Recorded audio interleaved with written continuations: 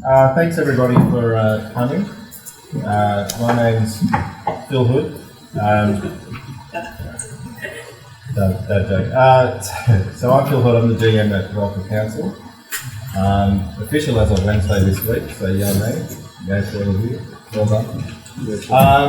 This session today came about, I guess, it's a mix of an idea from Council's Disaster Risk Reduction Coordinator, Kathika, who we're lucky to have, and also with a lot of the feedback that we got from our information sessions when we went to the community in May to talk about the budget, to reach out to you guys and what the concerns were.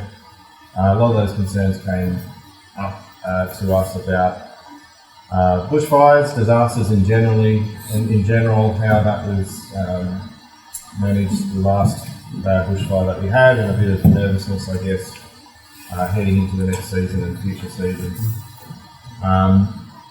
So that's, I guess, the genesis of this session, that we thought, well, you know, there's a lot of questions, there's a lot of unknowns, there's a lot of, let's get everyone together, all the various agencies in one room, one place, and you can ask questions direct, and we can have a bit of an open forum, and you can also find out, I suppose, what work's going on behind the scenes that you may not otherwise be aware of.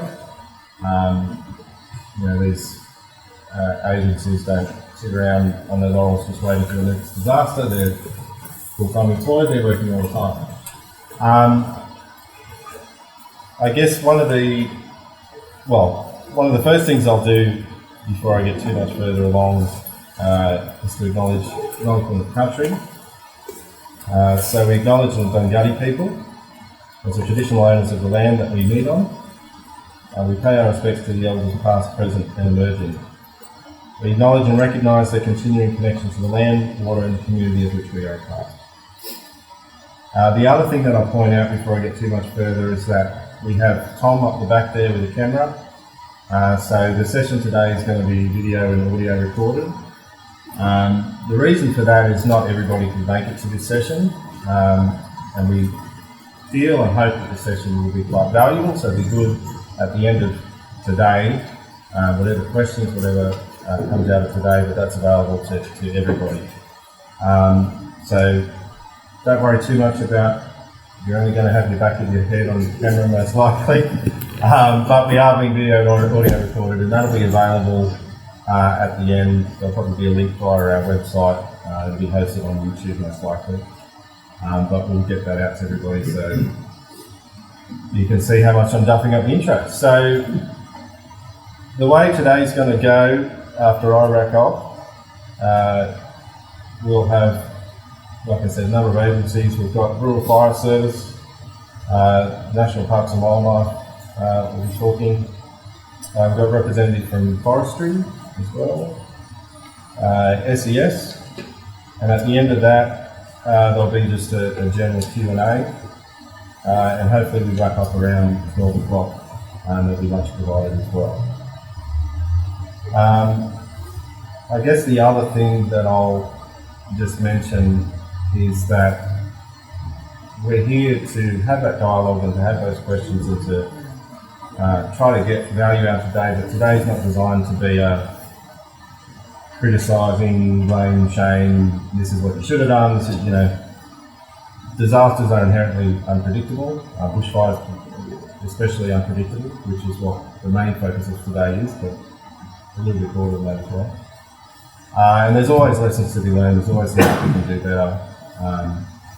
So that's, I guess, put your hat on, let's work together and do things better, not you should have done this, you should have done that. That's not what we're about today. If we go down that road, the teacher can put you in a line, which is scary. And yeah, and I guess the other thing just to remember is that we're all here with the same goal.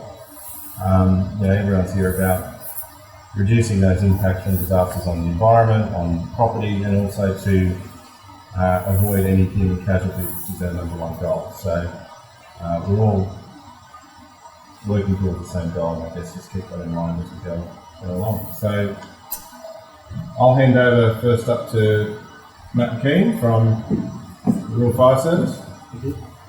And he'll take us through the first session. Yeah, thanks, Phil. So I'm here today on behalf of Superintendent Paul Metcalf. Unfortunately, he had a prior engagement that he couldn't get to. Sorry, that he had to go to.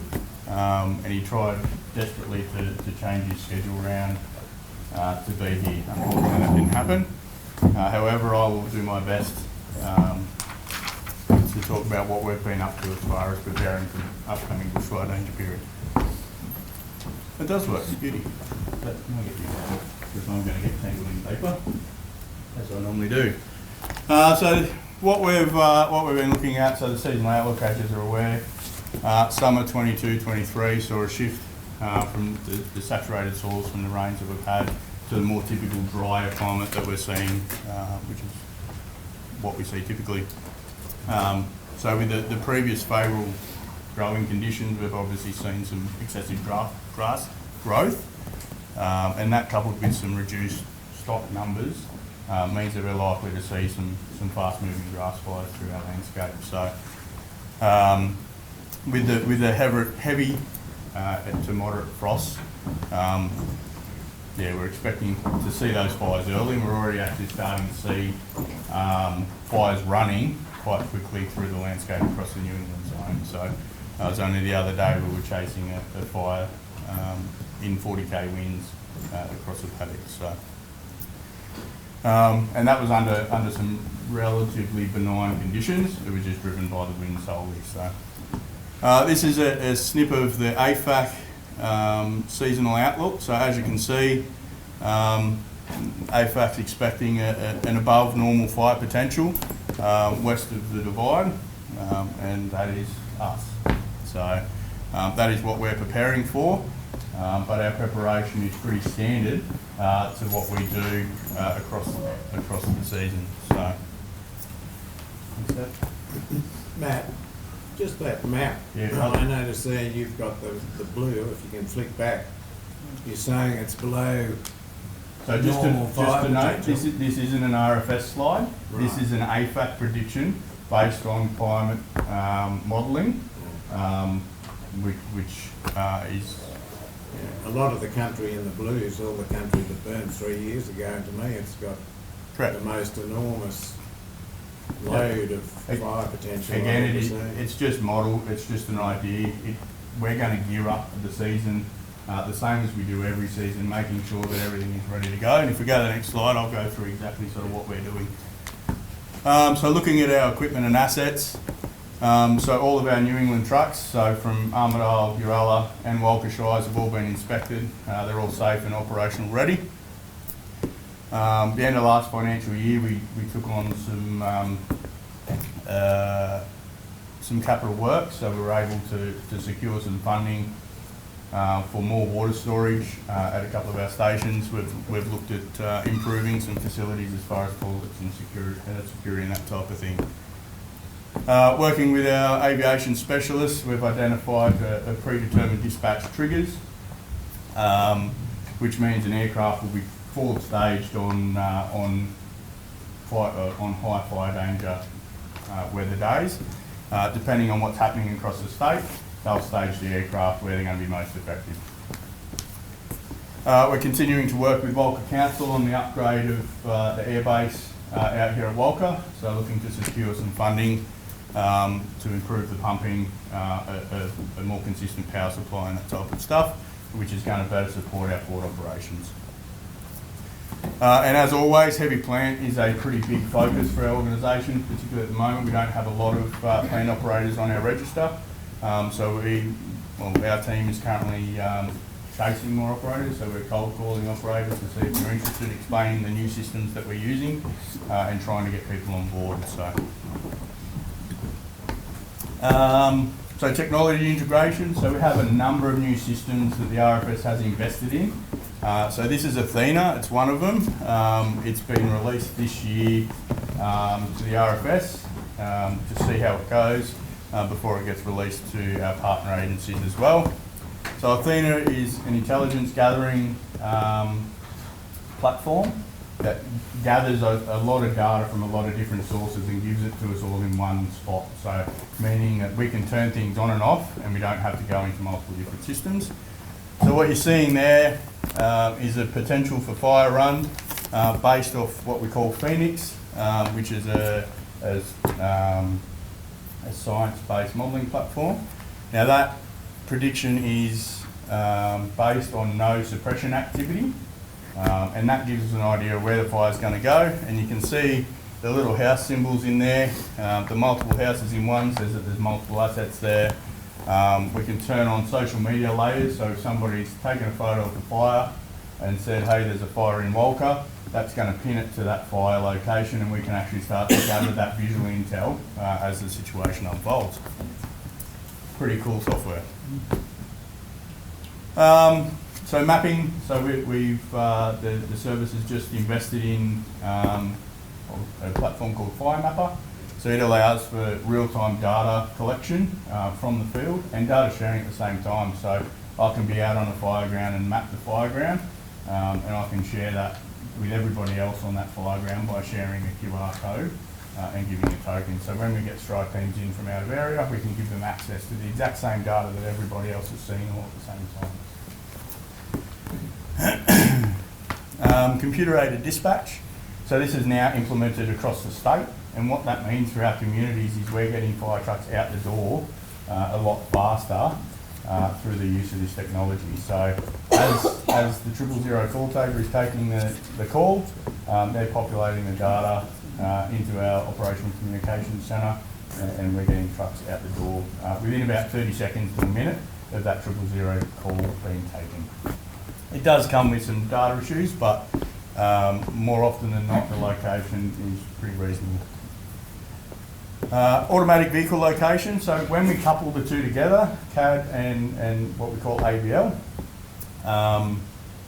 what it means is if a truck's driving past a fire, as this AVL gets better and better, we'll be able to pin that truck to that fire and have them respond to it immediately. So again, a quicker response for our community, getting on the fires while they're small, and more efficient extinguishment. So it also gives us a really good picture of what the firefighting effort looks like, how many trucks we have out there, what they're up to. As you can imagine on a map, if we see all these symbols of our fire trucks around a particular area, we know that's where the fire is.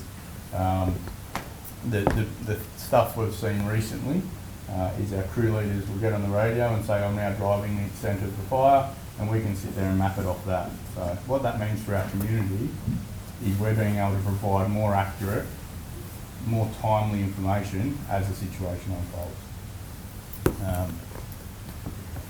So our people and capability, so we continue to do our exercising, just starting, jumping into little incidents and building them and working through our systems and processes to make sure our people are ready as a fire kicks off. And we do that from an area perspective with our partner agencies. So we recently held the Bushfire Management Committee exercise, and we do it within our district team on an ongoing basis. So our people are our biggest asset. As much as we all love shiny planes and helicopters, they are a tool in our toolbox, as are heavy plant and those types of things. So at the end of the day, if we don't have boots on the ground, the fire's not going to be extinguished. And, that's the bare bones of it. At the end of the day, we need people. We've recently put seven of our new members, or 7 of our members, through what we call group leader training, which is that complex level fires, the divisional command type level of that fireground command. We've added a couple of extra courses to our training this year, so we identified a couple of gaps and where we need to improve our capability. So our training is running through till November at this stage to be able to lift our capability in that space. Probably a big change that we saw last year, and it was about this time, so AgQuip, our Deputy Commissioner, announced the Farm Fire Unit Operational Guide, and that outlines how we can better work, how our agency and our commitment to work better with farmers. So what we are intending on doing is holding more community events probably similar to this, to discuss how we can better integrate. We're encouraging our brigades to talk to our local farmers around their communication arrangements, what UHF channel they're going to use, what their meeting points are, how they're going to work in together, whether they'll have an RFS truck with a farm fire unit, and away we go. And that document is all about fostering that. So the New England Bushfire Management Committee is currently reviewing the Bushfire Risk Management Plan. It's legislated that has to happen every 5 years, but this year is having a bit of a change to how we do that. We're using a lot of that same modelling that is based in Athena to run a number of different weather scenarios across the Bushfire Management Committee area to better inform and generate better discussion around what the risk in our landscape is. So the risk to our communities by running, I think it's about 52,000 scenarios these computers are running for us to give us a really good picture of what the risk to our community is.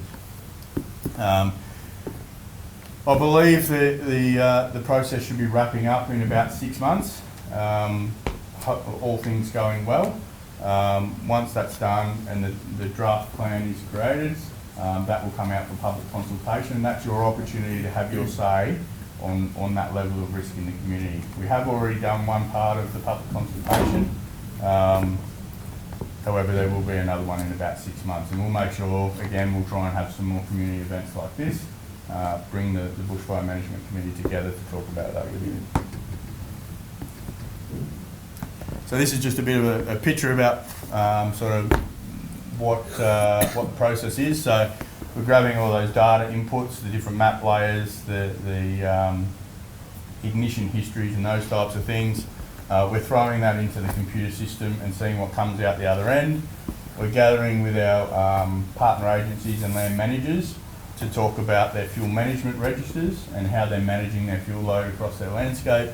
And we rerun the modelling to see the exact same modelling to see what sort of protection that is giving to our communities, and if it's viable is the big part. So there's no point us investing in something that isn't going to actually make a difference. So it's about using that quantifiable data to better generate discussion.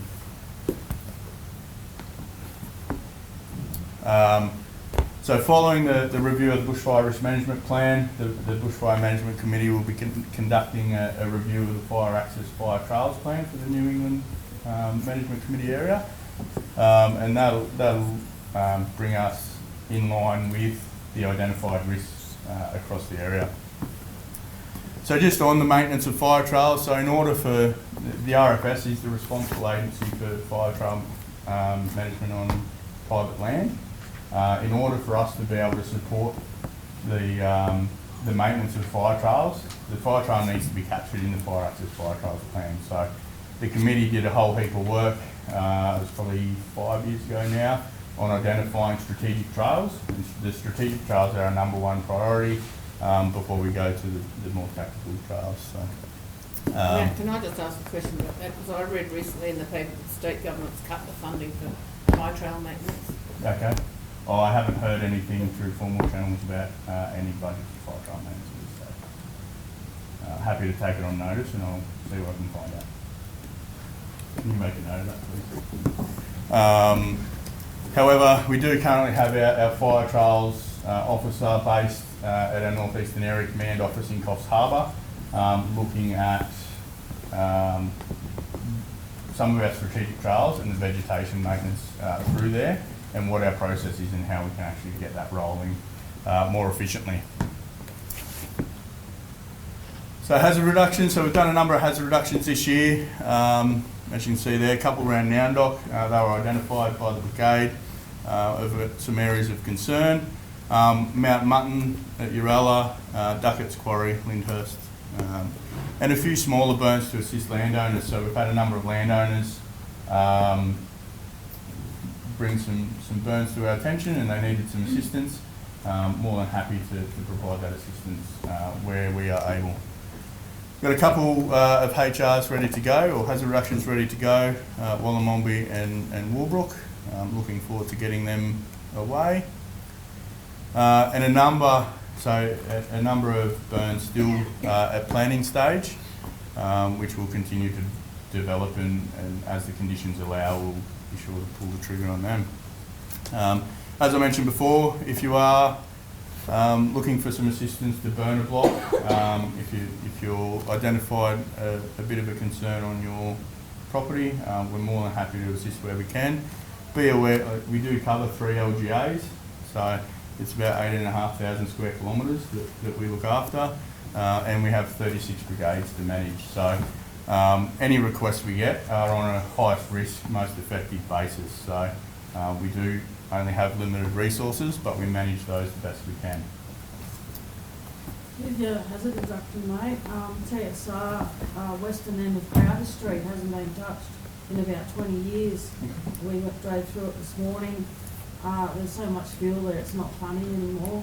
Is there any way you guys can have a look? Yeah, absolutely. My back line is on the fire zone. Mm-hmm. There's 2 houses below me.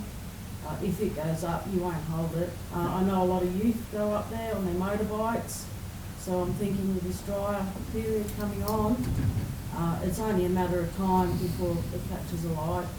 Is that in town boundaries? Yes. Yeah. So we might grab fire and rescue and after this, and we'll have a bit of a chat. You can show us on the map, and if it falls into fire and rescue district, where again we're always happy to help, and we can work together to make that happen. No, So, that'd be great. like you can see, you know, we've been collaborating with fire and rescue a fair bit in a number of different areas, just to try and mitigate that what we call an interface risk. Yeah, happy to have a look. Thank you. Yeah, so community engagement, so we've got a number of planned events. This one, obviously, and similar events at Ebor and Lower Creek, which I found out now has a date, which is great. Our annual Get Ready weekend is coming up mid-September. We've got a number of brigades that have taken that on. However, you know, we're still encouraging brigades and communities, if you guys want to have a get-together, a street meeting, anything like that, come and talk to us. The office number's there, give us a call, have a chat with Zachariah afterwards, and we'll see about coming out saying g'day. So, property preparedness. So, again, happy to discuss, you come out, meet with you, discuss your individual property preparedness plans and what you might be able to do to better protect yourselves in the event of a bushfire. We do have a service called ADA, Assisting Firm Disabled Elderly Residents Program. So if you know somebody in your community that doesn't have any assistance, that isn't really able to manage their property and keep it under wraps and best prepared for the fire season, it's a one-off free service that we use our RFS mitigation teams. They'll come in, they'll do all those things to try and bring the property back to as prepared as possible, and hopefully it can be managed a bit better from there. So a really great resource that probably doesn't get utilised as much as we can. So bushfire safety permits, fire safety permits. So we're now in the bushfire danger period. So as of the 1st of August, the Uralla, Walcha and Armidale LGAs came into the statutory bushfire danger period, meaning you require a fire permit to burn on your property. So with that, you're required to notify the RFS and your neighbours no less than 24 hours prior to lighting the fire. If you don't get a permit or don't notify the RFS or your neighbours, you may be liable for a $5,500 fine or 12-month imprisonment. It is quite easy to notify these days. There's a few different avenues. So when you get your permit, there's a QR code on them now that will take you straight to our web portal. Put in your information with your permit number, and happy days. You can Google RFS. I think it's the second link underneath our website that says notify us if you plan to burn. Same thing, input your details with your permit number, information that it asks for, and away you go. Alternatively, if you are having issues, feel free to give our office a call between 8:30 and 4:30 Monday to Friday, and we are happy to help you input that into our notification system. So In summary, so what we're asking you to do today is to take nothing away, understand what your risk is on your property, so what your areas of concern are. If you live in an area that's surrounded by bush, understand what that's going to be like if a bushfire does occur. There's going to be embers, it's going to be smoky, it's going to be noisy. Know your ways out, what you're going to do. Alternatively, if you live in a grassland on an open block, the fire's going to move fast, it's going to be hot, and it's quite likely going to jump large breaks across the landscape. So making sure that you understand what your risk is imperative to preparing yourself. So once you know what your risk is, we're asking you to have a plan. So know what you're going to do, make sure your family knows what you're going to do. If your plan is to leave early, and that's always the safest option, know where you're going to go, know how you're going to get there, and know what your triggers are going to be to do that. But likewise, if you're going to stay and defend, know at what point in a fire you're going to choose to stay. At what point are you going to start to prepare to defend your property? All right, so if you don't know that point, I'd suggest probably look at leaving early. Have a chat with your neighbour, know what their plan is. So when the fire agencies come and knock on your door, you can say, no, their plan was to leave early, and they've gone. But the best way to support each other is to understand what each other's going to do. So how many here today actually have a bushfire survival plan? I do. 1, 2. So not many. Righto. If you live in the bush and you're at risk of bushfire, you need to have a plan on what you're going to do should the fire occur. So I'll just talk about my plan, my personal bushfire plan. Obviously, if a fire starts, I'm not going to be at home. I'm going to be in the control centre, I'm going to be on a truck. There's not really going to be any in between for me. So my family's bushfire survival plan all relates to the Australian fire danger rating system. So this pie changed a couple of years ago, but for me, my wife has some pictures. If we're at high and a fire starts within an area of that picture, her plan is to go to town. She takes the credit card, she takes the kids, she grabs the go bag and she goes to town. She goes to a safe place, be it Tamworth or Armidale. I know she's safe. It's going to cost me a lot of money, but I know she's safe. The biggest part of the Australia Fire Danger Rating System is this vertical line. Right? If you take nothing else away from this slide, as we tick from high to extreme, that's where we want you to take action. That means if fire starts in a vicinity near you, your life may very well be in danger. Righto? So some interesting state level statistics from there. 73% of people have a plan, but it's verbal. Right? So it's really hard to enact a plan when it's verbal. It's much more efficient to write it down, because as the heat comes on, you can pull out the piece of paper, grab it off the fridge and go, here's what we're going to do. 50% of those people have actually done anything to prepare their property.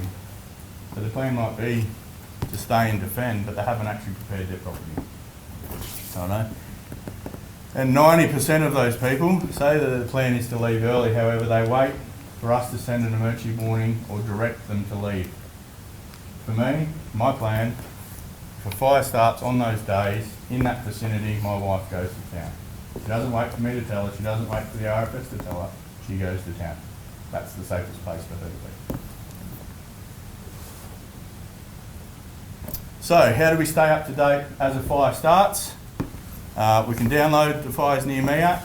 You can set a watch zone now, so you can have a watch zone for your house, you can have a watch zone for your work, you can have a watch zone for our entire New England zone if you like. Has everybody got the Hazards Near Me app? Yep, beautiful. But it's not accurate. It's not accurate, so that's based off our intelligence, and hopefully that's going to get better using those new platforms that we're integrating. We do try and keep it as up to date as possible. However, it can be quite challenging in a firefight. So hopefully we do better this year. If you need a hand to set your watch zones, come and see Zach. He's my resident IT man. If not, I'll have a crack. So moving on. So these are our alert levels. So when a fire occurs, you will get your notification on your Hazards Near Me app or on our website, and our fires will be set at these alert levels. So at advice, we're asking you to stay up to date. If fires occurred in your area, stay up to date with the latest information. At Watch and Act, we're asking you to consider enacting your bushfire survival plan. Alright? If we go to Watch and Act and your plan is to leave early, that's that point. Alright? That's the decision point.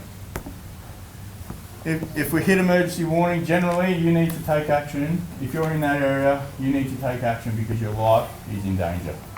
Okay? I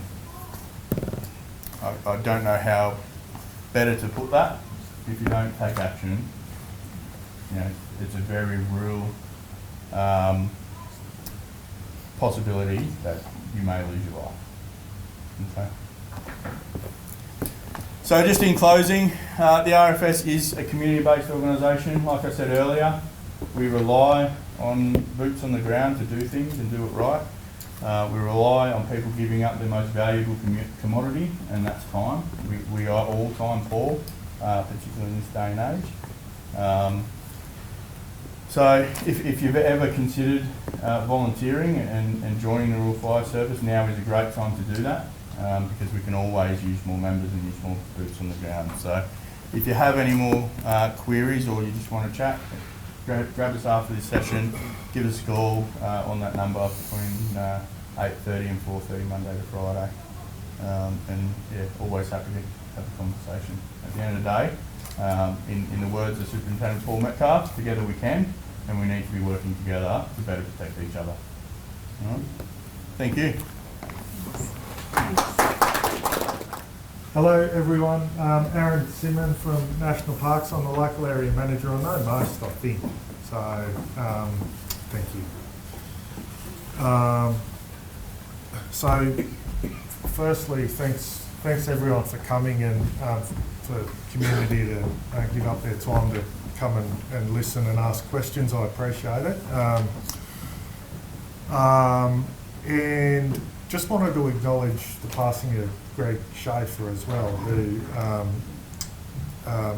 was a big community man, and I had the pleasure of working with Schaefer for a few years, and he was always quite a softly spoken, gentle person who was always open and willing for a discussion, and I know he would have been here today if he was still around. So yeah, thoughts are with the family, and I'll miss Schaefer.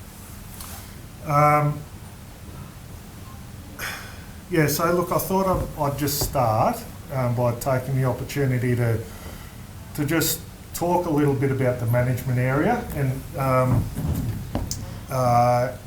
and hopefully that will sort of bring people into the most up-to-date information for parks, because a lot's changed over the last sort of 5 years.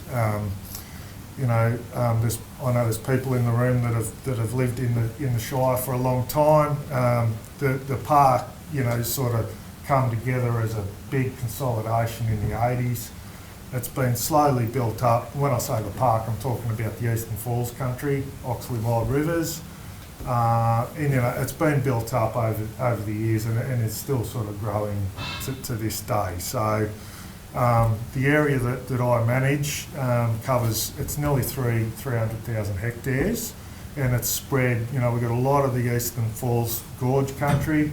We've also got some southern sort of wetter, taller forests in around Nowandock, Mummel Gulf, and some western small sort of postage stamp stuff mainly. There's a couple of bigger ones there. And in that area, my team manage all sort of wildlife issues and stuff as well. So there is some off-park work that's associated with the chunk that you can see there. There's 2 offices. We operate here in Walcha and Armidale. Myself, and I've brought Peter Burney with me today. We go between offices, and we've got a team of around 20 staff in each office. Added to that, we've got some school-based trainees, one in from Uralla, one in Armidale, and they're finishing their HSC at the moment and starting their journey in the natural resource sort of field. So really great young kids. So we use a stack of local contractors and businesses. People would probably know that, but we're really strong in the community. We work really closely with people like MAT and police and LLS and a range of other sort of agency public servants. Now, just some stuff about the area to try to give people an understanding of the magnitude. 1,600 kilometres of trails throughout that area. That's on park. That's not stuff on farm country or getting to the park. A stack of walk tracks. The boundary figure, 3,000 kilometres of boundary. So, people often talk about fences and things. That's how much fence we've got with neighbours. A stack of heritage and huts and things. The walk tracks, picnic areas, campgrounds. The Green Gully track that's largely managed from Walcha brings a lot of people into this community, as does Apsley Falls, Tyre Falls, those sorts of places. We're big in the tourism scene in Walcha and Armidale, and we get a lot of people coming from all over the world to come and see this part of the world and stand on our platforms and look out over that gorge country, which we take for granted a lot of the time. So that's about the area. I thought I'd obviously talk about fire. Most of the fire that we get in this part of the world occurs in that gorge country, and but we also get fire in the south in the dry times, in around that wetter, taller forest, and we also get it in the west. So. Those small ones at times get fire. A lot of the times they're fires that have been lit by others, and other times in parks like Warrabar National Park, we see a bit more lightning ignition. A lot of these fires start from lightning in the gorge country. A normal fire season for us on National Park Estate in that area, we'll see between 5 and 15 fires start. Now, most of those fires, most people would not know about. They're generally kept on park, and then a lot of times kept relatively small in size.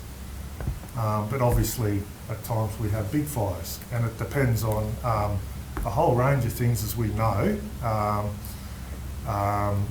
Time since fire, weather at the time, how much rain we got associated with that storm. There's all sorts of factors, how quickly we can get an effective team of people on that fire. All those things play into that size of the fire and how big it will go. As a general rule, and the stats tell us this, most of our fires actually come onto park.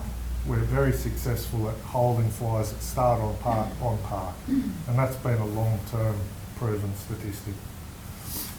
That actually happened in Black Summer as well. So a lot of those fires ran, and they typically run, I think I've got it on my next, no I don't, sorry. I'll get to that point in a minute. Excuse me, I'm quite cold. So just how's fire managed generally in the park estate? We have these things called reserve fire management strategies, and they're pre-planned fire plans, like similar to what Matt's saying, but it's not just about safety, which is your bushfire survival plan. It's about how to manage for a whole range of values in the reserve system, and it's one thing we need to always keep in mind here is that the National Park Estate is there for a whole range of reasons, with the primary overlay of conservation of natural values. So we acknowledge, obviously, that there's fire risk associated with natural places. how do we manage that and strike that balance between risk and conservation? That's generally the fundamental pieces that make up a reserve fire management strategy. So it considers things like fire history, trails. One of the key pieces are the zones, and it's my little zapper, it's not going to go on that screen, but as an example, it's quite distorted, but the reserves are chunked up into management zones. Some zones get burnt more than other zones, and it's by design. So you chunk it up, and you try to prevent long-running fires, big fires. So you break the potential of fire in the landscape.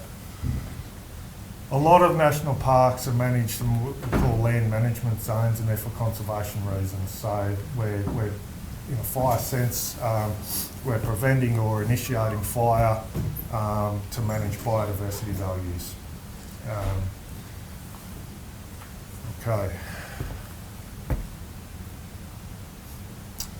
They're publicly available, so if you live next to a reserve, you can Google it. It's the quickest and easiest way to find it, and you'll be able to read them. They go through a consultation phase with the BFMCs, which are led by the RFS, and you know, we've got farmer reps and things that review these documents. They go through that process, as was with the fire trail network as they come around. A bit about history.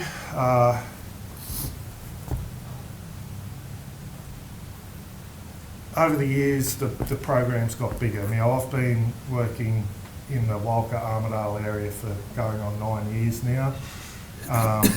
The burning program has grown every year since I've been around, and it's not really because of me, it's because of the position of the service, and to some extent the design of which we burn these days.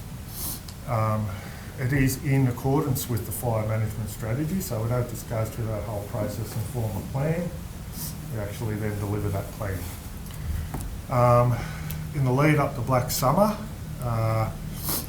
we got through over 6,000 hectares of burning, and that was in the immediate run-up. So I want to talk about Black Summer specifically, but we all know what it was like in the lead up to that season, and it was terrible for all sorts of reasons. You know, again, this is risk-based planning, so understanding the situation at the time and doing essentially everything we can to help that situation. That's a lot of burning in anyone's book. Our current target for burning on park in this area is over 5,000 hectares, and we're at nearly 7,000 as it stands in the lead up to this fire season now. So again, that's a lot of area. So yeah, 130% of our target in this area. Black Summer, the elephant in the room. So, you know, we've all lived and worked in the community for a long time. We've all seen fire seasons before. Black Summer was a horrible time, but people often refer to it as unprecedented. You know, Australia's seen mega fires in history over a long time. Now, there's all sorts of reasons why that's happened. We're certainly more sensitive to these sorts of things now because you know, there's a lot more people around. We've got a lot more infrastructure and et cetera, but the country certainly has seen big fires before. The red on the map is the season, and that's the burnt area. We're up here in this zone, and you know, the season wasn't unique to Walcha. That's my point. It was everywhere, and we all know that, you know. And before that, we saw some horrible fires in Tasmania, a state that really very rarely sees big fires, and you know, I guess that was sort of the precursor to what we saw later on.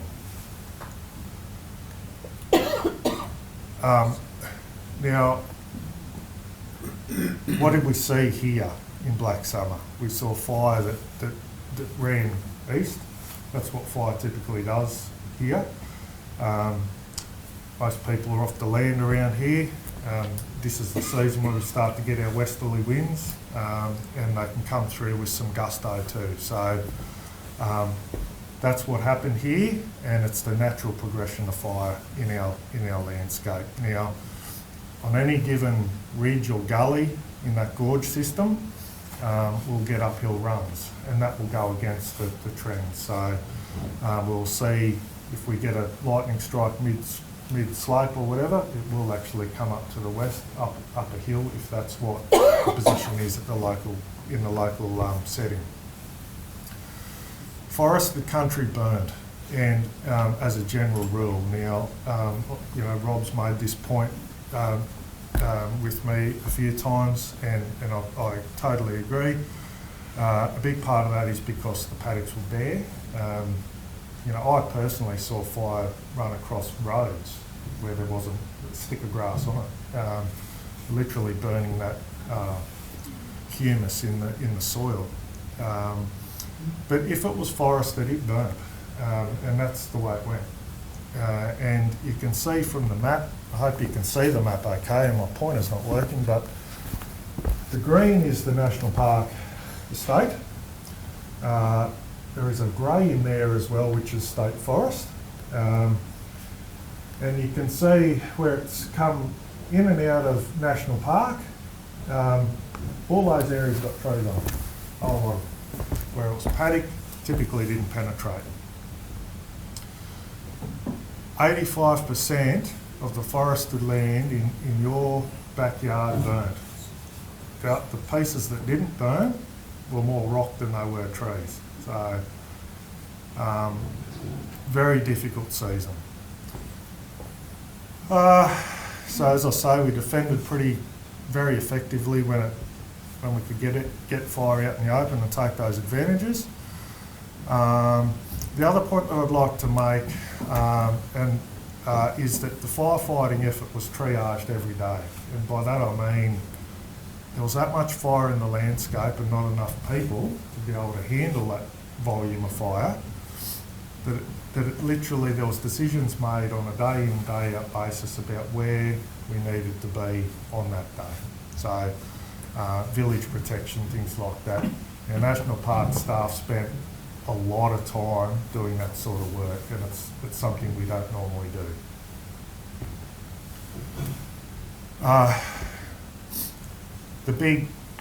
The big coordinated approach managed out of Glen Anna started on the 5th of September, lasted 132 days. There was 640 separate incidents, responses. Now most of those are fires. 98% of those are fires. 5 new every day.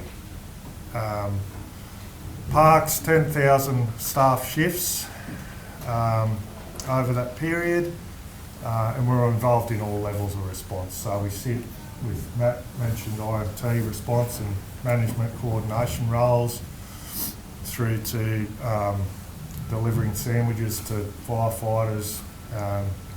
To, you know, most of us are on hoses and that sort of stuff. We specialise a lot in this remote work. That's our specialty. Fly in and it's what we call remote firefighting. With hand tools, and we do a lot of that really rugged country work. And we're certainly used extensively to do that. Why did it happen?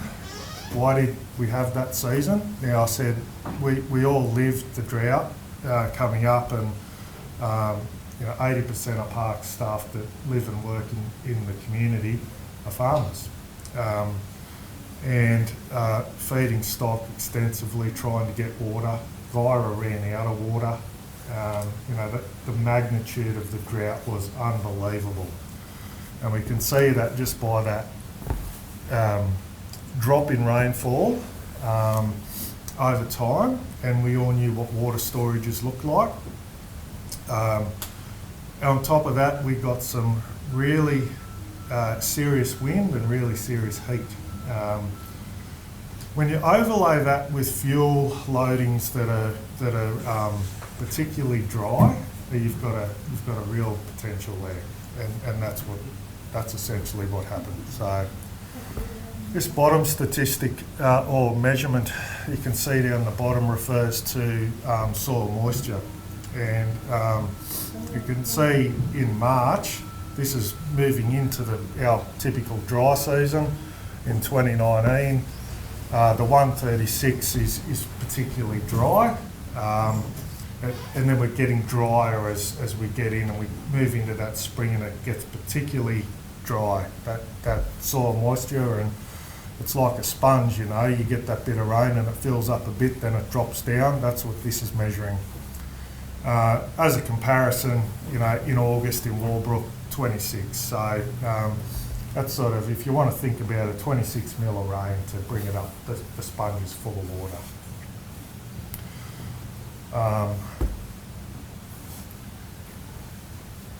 Matt's shown that. We probably should have compared notes. To speak to fuel, the current outlook Matt's spoken about, it's got a climate driver, Rob, but it's also got a fuel driver. So the blue on the map does actually relate to the fire scar, a big part of the fire scar from Black Summer. Now, why is that the case? When we consider bushfire fuel, we look at it at different strata, different levels, and there's a few things that drive fire. A lot of it's fine fuels will drive the actual movement of fire, and it's driven in this sort of level. I'll step over this side. It's driven in this sort of set of fuels a lot of the time. Bark fuels can contribute into the forward progression of fire, but running fires typically in this zone. Now,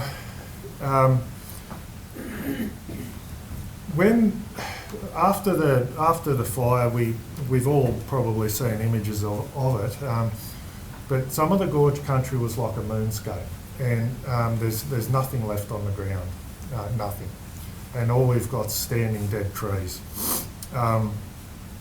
What happens then when a forest does that? It initiates this response, and it depends on the forest type and how it responds, and all sorts of other factors. But it can do a few things. A lot of the time, we end up with these pioneering species, and sometimes they can be weeds. Like we'll often see that in weeds. Like you see that in thistles, for example, in your paddocks or whatever. You'll see a thick regrowth of a weed species, a pioneering species. One of those is wattle for us, and it'll pop up, and you will see the shrub layer. Wattle's important in Australian forest ecology, if you like, because it pumps nitrogen into the soil. Wattle does. And it starts this other growth, but it's a response that happens in the natural world. That's what we're seeing at the moment. Now, when we consider the fuel, the wattle or other shrub layer can have a fairly significant effect on these other fuels. It can suppress them, and so when we stand back and look across a field, we'll see, oh my gosh, we've got wall-to-wall wattle here. That looks bad, and it does, and it's there. When we step into that fuel load, we're not seeing much of this. And as an example, that's one way that you can see that fuels sometimes aren't all that they appear to be. A good example of this, last year, we did a burn down at Green Gully, down the back of Yarrowitch. We sent out some people that had been assessing fuel load in the park. They come back and said, look, this has got a stack of fuel in it, we need to burn it. Went out and tried to burn it, wouldn't burn. When you stood on the side of the trail and looked across, there was shrub wall to wall, but there was nothing there to drive the fire. We couldn't light the fire. We couldn't get it to burn. It'll go through this process where these will grow up and thin out and dry out, and then there'll be a bit of this come in, and then you'll get dominant trees starting to come, and it needs to go through this process of regeneration because it's been reset. So there is this period where it's quite an uncomfortable looking feel and look about it, but it's part of the natural system regenerating itself. The other thing that we'll notice a lot of the time is we'll walk and drive on trails within national parks or state forests or our own bushland, and we'll see a really thick level of regrowth on the side of the road, and when we step in past the road, it'll drop off, and that's what we call the edge effect. Can be particularly problematic for firefighters because we get a high fuel loading right up against where we're trying to work, but it's not representative of the whole landscape, it's only the edge effect. So we need to be careful when we're talking about there's a stack of fuel there that's going to burn, we need to quantify that, and that's what we're in the process of going and doing and putting our efforts into where we're going to get those results. I hope I've explained that a little to you. What are we doing about that as a result of Black Summer? Well, what's changed since Black Summer for national parks? Our burn blocks locally, I'm talking locally, have got a lot bigger. We're burning a lot more pieces of national park than we have ever since I've been around. So those that are familiar with the gorge country may join gorge country would have seen quite a bit of smoke coming out of the Kundarang Trail, out at Front Tableland, those from Hillgrove, Long Point, a lot of smoke, and Enmore, again a lot of smoke out at Enmore. Fire trail upgrades. This is the fire access fire trail network that Matt was talking about, and this is about making access safe and effective and efficient for firefighters. By one of the things is introducing these passing bays where if you've got a fire truck coming this way, we can effectively get past that and pull over to the side. Now, this work in our country is a game changer for us. We've got, and I know that looking around, there's people that know this country really well, very steep trails, narrow one way. This gives us an opportunity to be able to be very efficient in the way we attack fire. We've got really high definition satellite detection technology going on now that's repeated information every day, all day. That's at our disposal. We've bumped up firefighters across the state, and there was another 200 added to the state not long ago. Locally here in your community there's 50 of National Parks firefighters. They're qualified, trained, ready to work, fit enough to work. We've got more fire trucks in the community. We've now got 17. We've got safer fire trucks, crew protection, there's been radio upgrades, we've got more aviation support than we've ever had at the parks level. And we obviously work with the RFS on that. We've got more fire detection cameras in the country, particularly the gorge country. We've done more fire trail maintenance than we ever have before, leading up to this season. We've got the rapid response teams in place, so they've always been in place, but that remains. And we've upgraded we've got advanced first aid training for all our firefighters now. On any given day during the fire season, we operate under a preparedness guidelines which dictate how we're going to actively respond to an ignition in the landscape. And Matt pointed out the half a pizza. This is the half a pizza. This is what we do on those levels, and you can't read it, but it ramps up as this goes up, obviously, our response goes up. So it's amount of fire trucks, how many people we have pre-staged, heavy plant pre-staged, aircraft pre-staged. So it's something that we do every day through the fire season. We consider the condition and we've got an initial attack ready for that. I'll just add to that if I can, Aaron. Yes. That's the same for all of our fire agencies. So as part of the BFMC business, it's what we call the Section 52 Clean Corporation. There's certain triggers and certain fire behaviour indexes that mean our agencies get together and do particular things to make sure that we have resources in the right places, like the predetermined dispatch that I spoke about. So that's where that all comes in. No, that's all right. I didn't realise I was at the end and I probably took up too much time, so sorry about that. And I think we're saving questions, aren't we? Yes. Yeah, okay. Thank you, everyone. Thank you. So I'm Brady Wickham. I'm part of Forestry Corporation. I actually work for Western Region, but I work at a Tamworth office, so I work closely with the Walcha boys. Unfortunately, they couldn't attend today. The couple are away and on leave and fires over in Grafton, so I've come along. They gave me a quick 15-minute update on what to talk about today, so let's see if I can get it right. But across the state, Forestry Corporation pretty much keep the fire preparedness stuff pretty much the same, so I can talk to it. So this is presentations that Forestry Corporation gave to all BFMCs in part of the RFS pre-season briefings. So across the state, Forestry Corporation's broken up into what we call fire protection areas, or FPAs. So Walcha's sits in its own FPA that encompasses hardwoods and softwoods. So in the Walcha FPA, they have approximately 11,000 hectares of pine plantation, 88,000 hectares of native forest, and they currently have 7 permanent softwood staff and 4 hardwood staff. So that's broken up across offices in Tamworth, Walcha and Armidale.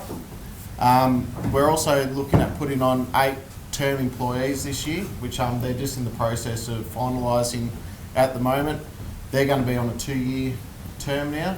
In the past, it's always just been casuals, and they've been finding it's hard to retain people just for a 6-month time. So I guess a lot of the locals here recognise forests up around this area pretty well. Also, forestry's got BFMC representatives at New England, up with Matt McKean and Tamworth BFMCs. So that's Warren Shauna and Alex Caparera. You guys might know. So during the 1920 bushfires, forestry lost a lot of pine estate, especially down around Tumut area. They lost approximately 30% of the pine plantations, and we lost nearly half of our hardwood estate up the south coast and mid-north coast. In this local area, pine plantation loss was about 700 hectares out in Nundle. That was the Goddo's Road fire in October 2019. Overall, across the state, there's about 220,000 hectares of pine plantation. And yeah, out of that burnt pine, there was 5 million tonnes was salvaged and processed by local mills into pulp and biofuels. So to overcome that big loss of the pine plantations, forestry's undertaken a replanting program. So they're looking at replanting 14 million seedlings per year over the next 5 years. It's an ongoing program. Walcha's looking at doing about 700,000 a year, so that's already started up around Nundle and Hanging Rock. They've been replanting. Some of the considerations of the replanting program is the pine's very sensitive to fire for probably the first 10 years of its life or so. So we get running grass fires in those areas where there's young seedlings that can wipe out the work that they've done to replant them. So we keep pretty fast response times in our pine plantations to protect those, and also protect it by breaking it up with fire trails and fire breaks across the landscape. So the key risks for forestry is land across the state is the pine resources. So they're shown there where the arrows are pointing to. So a lot of you may have seen on the news that there's been a train now heading from Werris Creek down to Tumut. They're supplying a lot of the pine from the Walcha area now to support mills down in Tumut, where they've had a decrease in pine for the sawmills. And yeah, Bathurst is another big one. So Walcha and Bathurst, they weren't particularly affected during the 1920 season, so they want to make sure that those areas don't get affected going on now.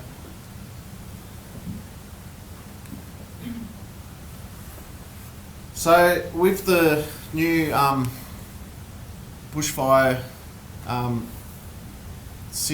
rating system, so the new AFDRS system that Matt and Aaron talked about, forestry had to come up with some new work restrictions around the fire behaviour index. So that was a lot of work, and it's still ongoing. We're monitoring that and constantly reviewing it. So our issues are, if we set our work restrictions too low, then that's going to reduce how much timber we can supply to communities and sawmills. But if we set it too high, then we're going to risk loss of timber to wildfires, and also having fires spread off our land, which we don't want as well. So each protection area's got a fire prevention strategy, and we have a pre-incident plan, which I'll show you an example of. It's very similar to what Aaron showed for national parks. So we have stand-ups arrangements. I'll get to that in a minute. So yeah, with our preparedness levels, we look at standing up firefighting resources across the area. Across the state, every FPA has 5 levels of preparedness based on the local FBI, so that's based on fuel types, fuel loads and whatnot. They're all outlined in our pre-incident plans, which we then pass on to partnering agencies and RFS, and they go through BFMCs and into the feeds into the Section 52 plans as well, like Matt was talking about. This year as well, we did start it last year. RFS runs a program called ICON, which is a intelligence gathering system for all incidents. We'll feed intel into that regarding our stand-up, so other agencies can see what we've got available and where as well, so that they know. So this is an example of the Walcha FPA pre-incident plan. So they've got it broken up into their 5 categories there. The colour coding's what the pine guys use for their works arrangements with contractors. So they have green days, yellow days and red days. That's the same across all the softwoods in the state. So looking at that, they have fire towers that they man. So depending on the FBI for the area, they'll have fire towers up, they'll take weathers, they'll have lookouts, and then also get contracts, heavy plant dozers and possibly aircraft as well. They've got arrangements with Pays and Orange helicopters, so they can stand up helicopter for air attack. They also run patrols, so staff in the local area will go out, go to common campgrounds and see what's going on out in the forest.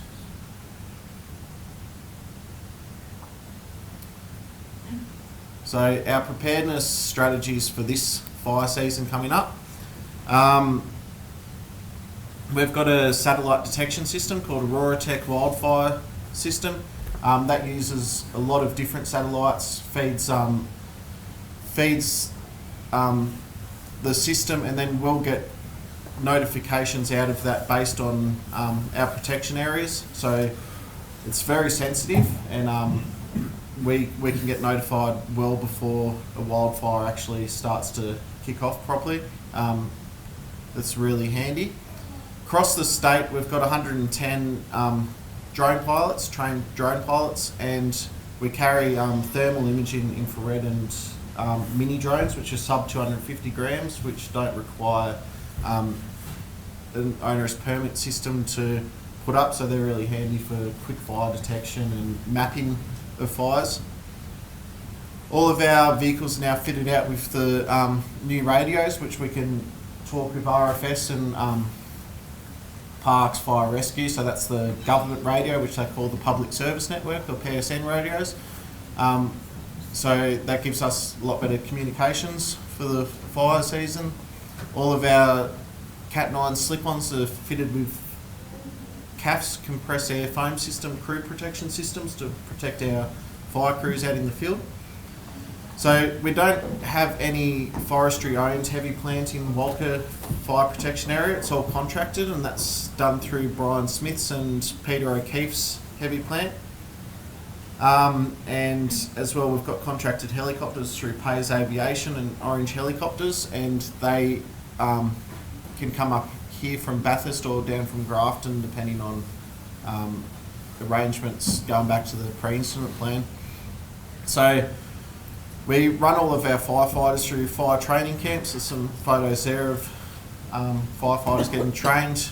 We run 4 of those camps each year, and they sort of run from now until about early November.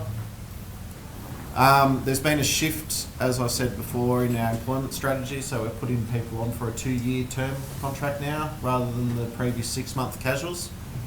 So hopefully that helps us with recruitment and retaining staff. So there'll be the eight term staff going into the Walcha area.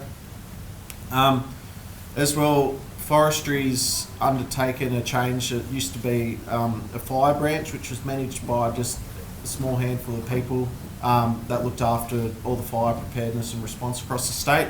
Now we have a fire and natural hazards branch, which is managed by an ex-RFS Assistant Commissioner, Rebel Talbot, and they've now broken that up into, they've got a fire risk officer for the state, fire access fire trail officer for the state, training, coordination, operations officers. So there's quite a big team there now to support all of the fire protection areas. In the Walcha area, we've got 2 Cat 1 tankers. They're stationed up at Walcha and Nundle. There's 9 Cat 9 slip-on units, 1 command vehicle based up here in Walcha, and there's 6 drones and pilots in the Walcha protection area. We also have 4 duty officers, so 2 in Tamworth office and 2 up in Walcha, and we go on a roster, so there's going to be 18 staff. There's that approximately 10 full-time and the 8 terms. They'll go on a roster for patrols and response during the fire season. Further to that as well, there has been scheduled hazard reduction works in native forest. I'm not 100% sure what their program looks like, but I'm sure if anyone's got questions on that, we can get some information. And that's yeah, and so I think that photo there is actually from 2019. That was part of a backburn operation they put in off the, up at Hanging Rock there. A couple of the Walcha guys. Cool. Thank you. All right, thank you everybody. As I've just said, I did have a lovely, nice orange presentation, but I've left it at home. So the SES is on fire. So my name's Matthew. I'm the Deputy Zone Commander for the Northern Tablelands Command. So that command runs from the Walcha, sorry, not from Walcha, runs from Walcha up to Tenterfield and all stops in between up the New England Highway. I want to commence today by just talking a little bit about the Northwestern Zone headquarters, which has only been in operation in the region since February. So there's a brand new region headquarters for the New England, which I think is really exciting and a great move forward for the SES. Previously, the region had been managed remotely out of the Dubbo Western office. So we have approximately about 20 dedicated support staff in the office as we speak. Hopefully soon, once recruitment's finished, we'll be bumped up to somewhere in the region of 27 to 30 operational, support, planning, mapping, and other kind of dedicated support staff for flood rescue and storm. So it's really exciting times for the New England, and I think a great move forward, and we're really linking in closely with RFS.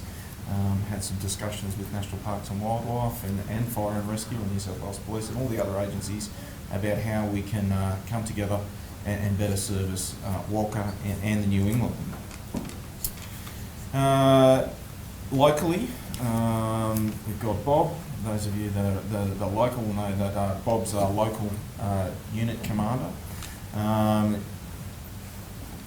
Injections into the region. Bob's just recently, the Walcha unit's just recently received, as of last week, a brand new medium rescue vehicle, which is fully kitted out with the brand new. I don't know if anybody's recently seen the news this week about the vehicle as a node transmission systems, which is improving. So previously, Walcha was a radio black spot for the public service network, previously the old GRN. So it was a radio black spot. RSCS unit wasn't able to use their radios in the unit or anywhere kind of in the lower areas of Walcha. We fixed that with the new base station that we've had installed at the unit, and with the new vehicle we've now closed that black spot, so now we have no further issues with communications, which I'm sure Bob is very happy to hear. It's fire season, so we're kind of winding down and consolidating. Training, recruitment, vehicle upgrades, asset upgrades, storm trailers, flood rescue assets. So we're moving into our consolidation phase, moving through to the commencement of the summer storm season, which will kick off in the back end of October.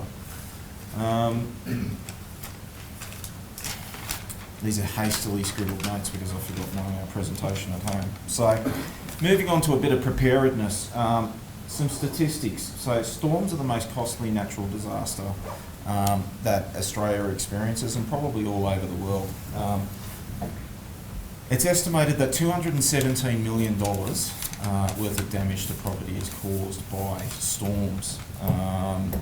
Locally, over the last 2 years, SES has taken 60 calls for assistance in the Walcha LGA. Of those calls, 30, so 50% were for storm damage to properties and roads blocked off. What can you do to protect your family? Know your environment. Know your environment of your property. Prepare your buildings. Maintain your yard and your balconies free of debris. Items that can be captured during strong wind gusts cause damage to your property, to your vehicles, to other person's property. Clean your gutters, trim your trees and branches. Make sure, and it goes along much with what the RFS information that they'll give, which is more applicable at the moment, but we kind of link in with each other. So make sure you've got all that fuel load clear that fuel load out of your gutters. Your gutters can work properly when we do get the summer storms come across. Keep your roof in good order. Make sure that you keep your house maintenance. Make an emergency plan and get an emergency kit together. Now, if you haven't developed an emergency kit or you don't have an emergency plan, much again piggybacking off what Matt had to say, hop onto the New South Wales SES website. There's plenty of great resources there on how you can download an emergency plan, and it will show you how to develop an emergency plan. It will also give you some ideas on what you should include in your emergency kit. So we're talking about your medications is the most key part. Money, cash money, or more prevalent these days, we're talking about your credit cards or your debit cards. Contacts. Those things, and and those really important family heirlooms.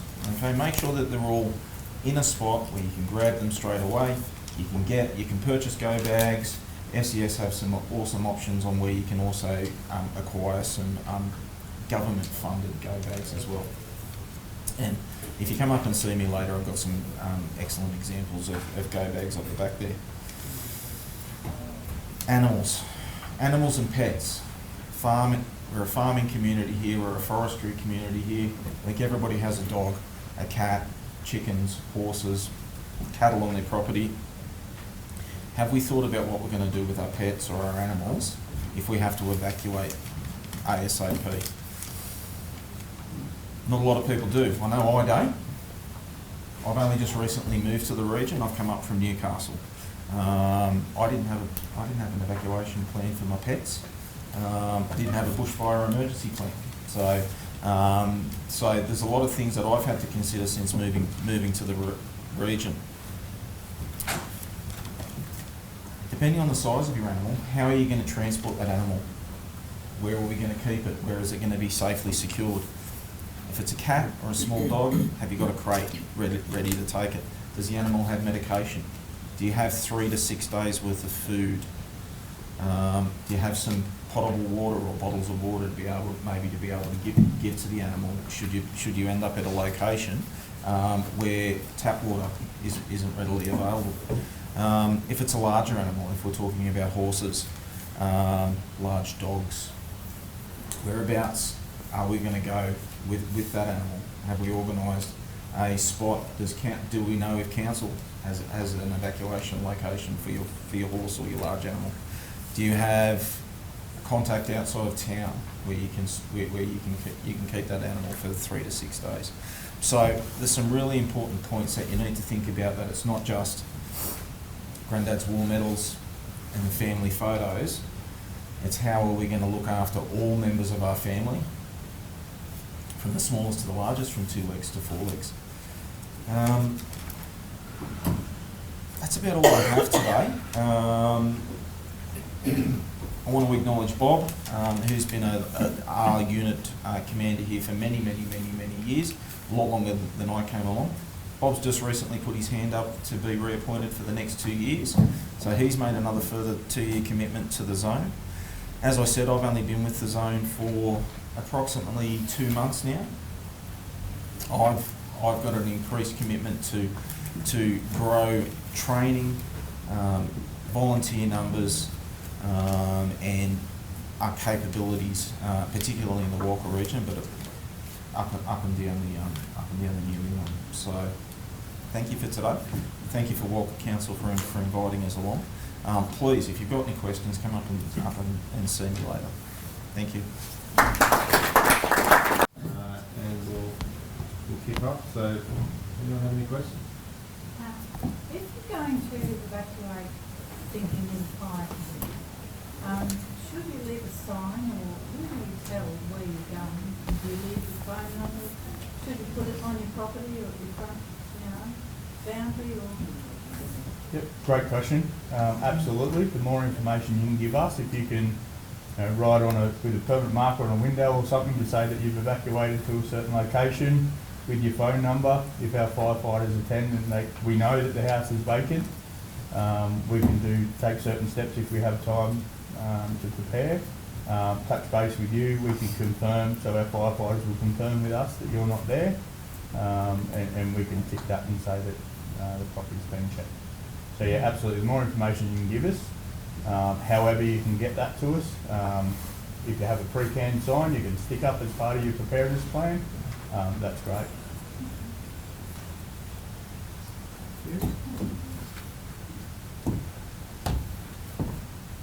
Is it okay if I talk? Sure. I'm Robin O'Neill and I'm a local person. My husband Les would be here, but he's just busy at the moment doing something else. We have gorge country out in the Oxley Wild Rivers, so it's still in the Walcha area. We also have country up on top, but we're really impacted on the Black Summer fires. We were totally burnt out, just parks look like a moonscape, as you say. Previous to that, in 2018, we had a fire out in on the edge of our property, and it's called Barroneck. It's out, go out Winterburn Way, and it's on the edge of the Apsley River. It burnt, I don't know how much it burnt, but it provided for the Black Summer fires some protection in that area because of fire load had been cut down, very limited. So there was some area of protection for some of the animals in the park, because that Black Summer fire would have killed lots and lots and lots of animals. You agree, Aaron? Oh, Just huge. So having that protection, and James Goodwin would say that because he was out there fighting that fire with us, he would say, you know, it just cut that temperature right down and gave them a little bit of time there. In the past, all the pastoralists in the area used to burn these properties. They do it sort of about May, June. They'd light a fire, it'd burn up the sides of the gorge, and by the night, because it was cold, those fires would go out. You know, you had the McRae's, we had the Brennans, we had the O'Keefe's. Lots and lots. O'Keefe's were pretty good at burning. So, you know, that made a big difference to the gorge country in the past. Because of the great drought, there couldn't have been much we could have done, but we could have reduced the intensity of that fire. We suggest, and I don't think Aaron would agree, but every year I think a quarter or a fifth of this national park should be burnt in a cool burn early winter. Build some wider road areas so that the firefighters can get in and out. I know they've done a terrific job in the Green Gully, putting in a great fire road, which was shown on there. Make them wider, give them people with more chance to get in, do these burns, and make sure they're done every year. I know it's really tricky with the weather, but get in early and do that. Let's see. I'd just like to thank SES, Rural Fire Service, National Parks. They've been just absolutely wonderful in this area. So thank you very much.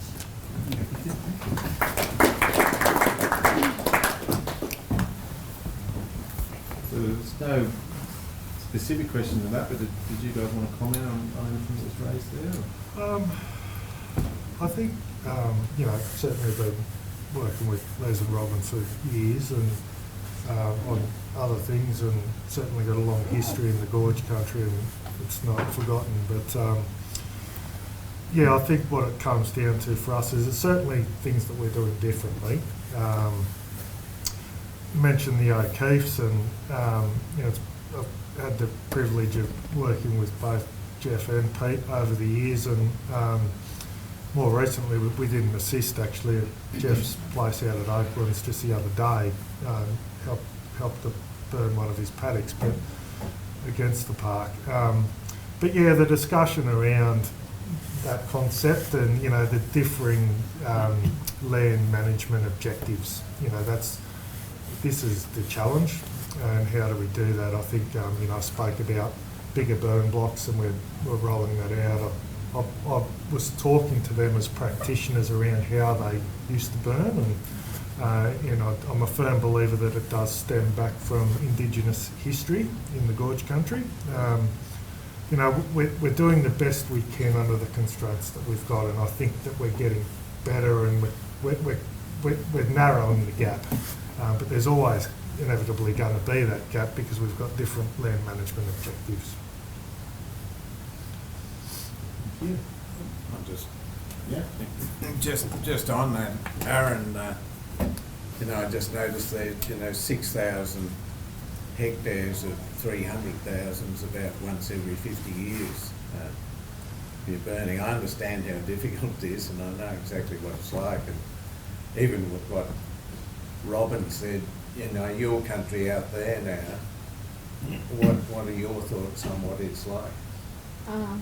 We find it very difficult. We haven't been able to burn it because we've got national parks as neighbours. We've got other neighbours which would be affected. So we can't personally control our fire. You know, so we don't like it. So, Yeah, you know, I guess we've talked to the parks occasionally about it, but it's really, really difficult to burn 7,000 hectares in the middle of a park. in the middle of a park with neighbours on the western side. You know, we've got to protect them too. Yeah, So it's yeah, very and these are, you know, we've got, you've got 3,000 kilometres of boundary, I think you had up there, and when we had the last fires, as you said, the only good thing about the drought was we had no grass, so it was, once it came out into the grassland, it was pretty easy to stop the last fires, but this time we've got lots of grass on the inside. We've got lots of grass on the interface, even along our fences, you know, in a lot of the cases, inside our fence, right in the fence, we've got grass this high, and in the park, that's the way I see it, talking to a girl out from, that had, they've got cameras out from us, and there's basically, you know, there are no roofs, they all died, a lot of them died in the drought, and then the few that were left got cleaned up in the fires. So it's unstopped, which is, I don't know whether that's typical of a lot of the park, but it's certainly along, I went out to the end of Moona and I couldn't even find any roo droppings, not alone any roos. All along our fence, it's normally kept like this floor. Now it's quite long grass. In preparation for what we're looking at, and I see, I've got 8 kilometres joining the park, not far from where Robin is, and I don't think there's one spot where I could walk into the bush and go into the bush. It's so big, and to me it is so dangerous. I've never seen anything like it in my life. If that gets alight this summer or next summer, looking at the forecast, you know, a lot of that park area has gone past the tipping area when it comes to, you know, I had a conversation, Aaron, you know, if we don't do something, climate change, we're going to lose our parks. Well, I think our parks out here are well on the way to being lost. I don't know whether you agree. Yeah, so we've got an interface, we've got grazing land that's got a huge amount of dry feed, huge amount, and there's no way we can eat it. They'll eat the green feed now, but we've still all got, I mean, Berg's place, he's trying to graze around the edge, we're trying to graze around the edges to try and get it short, but you know, the fires are going to run one way or the other. If we got a fire in Arran this year, if we get a lightning strike, and it's 35 degrees and it's late November, I mean, we're only talking 10 weeks away. We're in a pretty nasty spot. That's the way I see it. If any of you guys would like to comment, you know, you guys have got all the resources you've got. We've got all the farmers, you know, during the last fires I had 40 trucks that weren't anything to do with, that all had their pumps, and, you know, and we've got to get these guys ready, get the farmers ready. Maybe the interface, Aaron, that's between, we could talk about, maybe we need to be slashing along the fence. It's 3,000 kilometres, so you can't do it all. But with cooperation and if we can work together, maybe we can do something on that interface, because the fires, more than likely, as you say, is going to come from the grassland into your bush. And once it goes into your bush there, this time you're not going to be able to do anything. Particularly I've been for 40 kilometres out, driven all the trails, and it's just a nightmare to me out in our area. once it gets alight with bad weather. And you're saying it's a lot of wattle, but to me, half it's eucalypt, and it's fully eucalypt oil. And boy, is it going to go with all dead trees. A lot of the limbs in the 3 years have fallen. A terrific mess, yeah. And to me, a lot of the parks reach their tipping point. And if it goes up, I don't know where we end up. Anyway, Just for I'd perspective love on to the work boundary, with you Rob, and just get on with it, yeah. just for perspective on the boundary, that's 3,000 k's, so that's, just to put it into a bit of a picture, that's the equivalent of probably, what, from here to Cairns and halfway back Yeah, again. Yeah, So that's a lot of boundaries That's a lot of to boundaries. manage. So my question would be, and I would implore you all to prepare your property as best you can. Happy to have a conversation around how we can better support that, better support your burning, how we can work in together with parks and look at what we can do. But at the end of the day, if I know that there's a hazard on my neighbouring property, or there's a risk on my neighbouring property, doesn't matter what that is, if it's a gun range, if it's a bomb factory, I'm going to do what I can to protect my property from those risks. So I implore you all to do what you can to prepare your property, whether that's graze along the boundary, whether that's slashing along your side of the boundary, maintaining around your house, watering around your house, making sure your gutters are clear, having a plan. That is your best course of action to protect yourself and your family and your assets. So that's just from my perspective, that's what I would be encouraging you to do. Yeah, agricultural land, I guess, you know, it's so, I've got 8 or 10 kilometres joining the park, and a lot of it you can't slash because of rocks, and we could take a dozer in there and clean it up. I've done some of it already.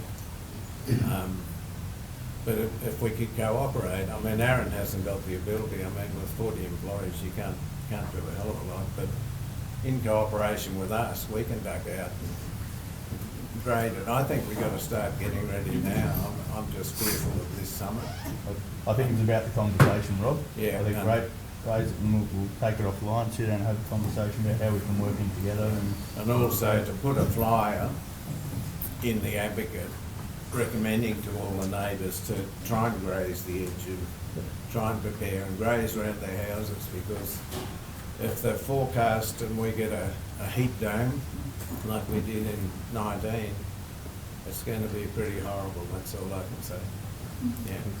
Did you have any further? Oh, I'll just make the comment, I guess we have been doing a lot of work on your boundary, Rob. Yeah. And it's certainly been, your properties have been focus of a fair bit of work from parks and others, and we were just talking about connecting through Toralto, and we've been heavily involved in that.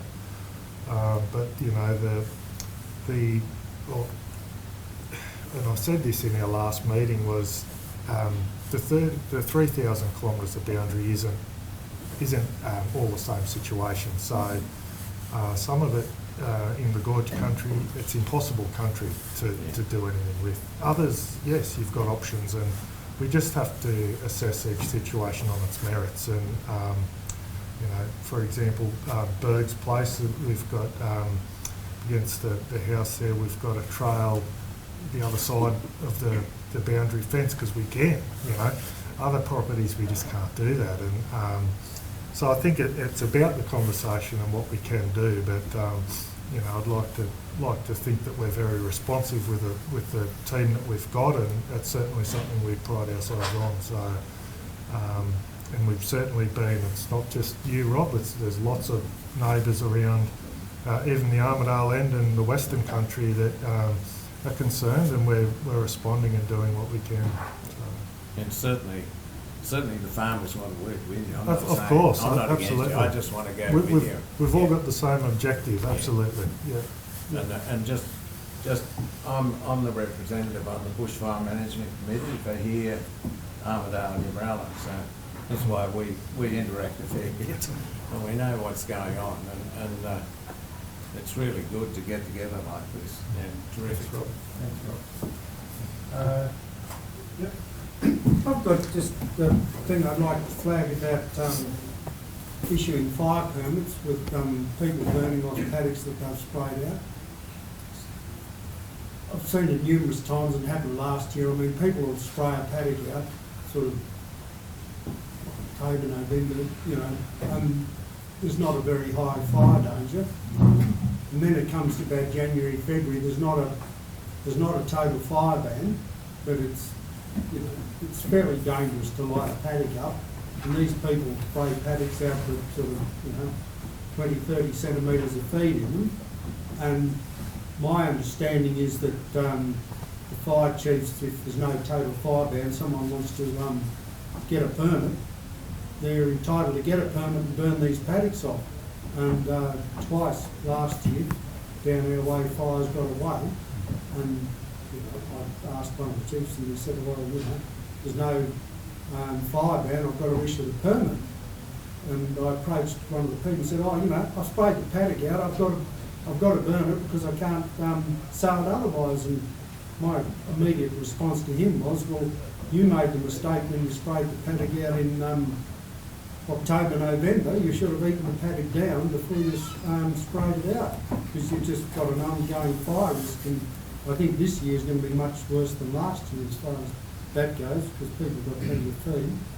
And maybe it's another thing you could just try and encourage farmers to do, advocate not to spray paddocks out where there's a stack of feed and then expect to burn the thing out in February. And, you know, twice fires go away just down out of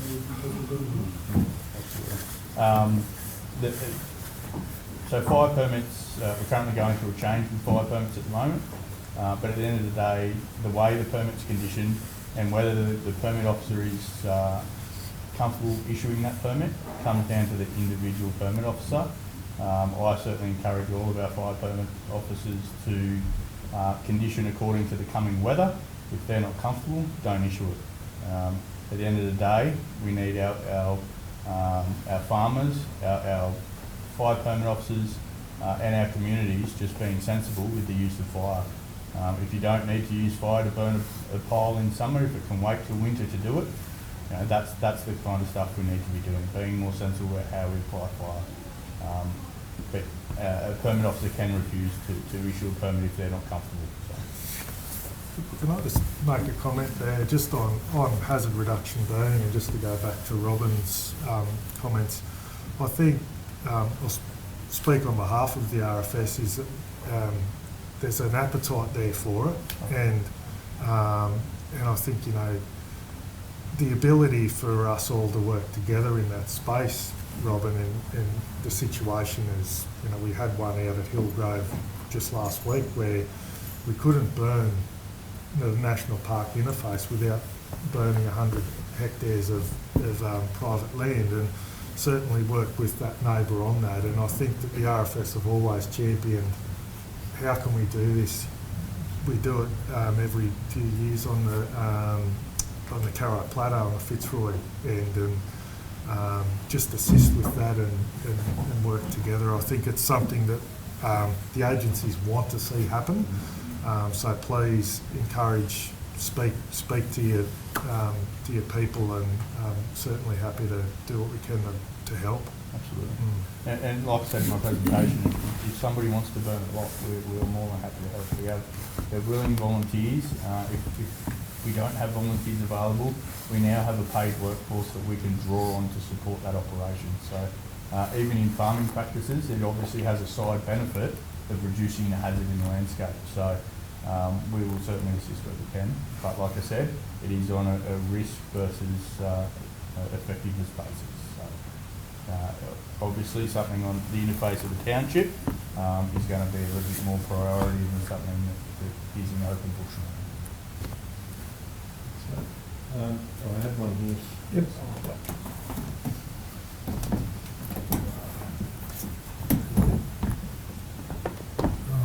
I come from out past Winterborough on the edge of the Blue Mountain Gorge. First of all, the park's only 6 weeks ago, they cleaned up our track round outside, which is incredibly good. It's still very dangerous, but not as dangerous as it was. It's something to work with. So we're pretty pleased about that. And the other, on the northern side, we joined the Blue Mountain Gorge, and there's a track, a road, bushfire road comes on the northern side down to the bottom of the gorge, and the one from our side comes to within 700 metres of the bottom. And stopped. It stopped back in the big fires a year or two ago. Through, I might say, false pretences. The bloody RFS pulled the dozers out because it was too dangerous. They didn't even know where the fire was. So the track stopped. There's been dozers back since. 700 metres of pretty good going, that sort of country, and we can cut the whole gorge off. And that'll save about 20 kilometres of firefighting, 10 on each side. And I see it as being terribly useful for 700 metres of track or road. So I implore that Aaron, maybe the parks might just complete that track. You can't even get a motorbike down there. Someone went down the other day with his son and they couldn't get through. But it's good going. I've walked out a number of times. And it's good dozer going, and a day would clean it up pretty easily, I say, which is not a lot of time to have a lot of good. So that's my statement. Okay. Thanks, Bert. That sounds like an offline conversation, that one. Pardon? That sounds like a conversation to have with I thought I'd let it publicly, but it's a little thing that gnaws away that could be done so easily, particularly when there's been a dozer about. One day's work and save a lot of firefighting. It'd save a lot of grief for us, mate. Yeah, that's right. All up the gorge, Yes, that's there's a for very sure. bony ridge. It's almost a natural fire break, doesn't it? It held the fire for about 3 days, the big fire, for about 3 days before it actually crossed over it, come around the bottom where the dozer stopped. And it'd be very, very valuable from our point of view. So thank you. Thanks, Bert. Good to see you. Okay.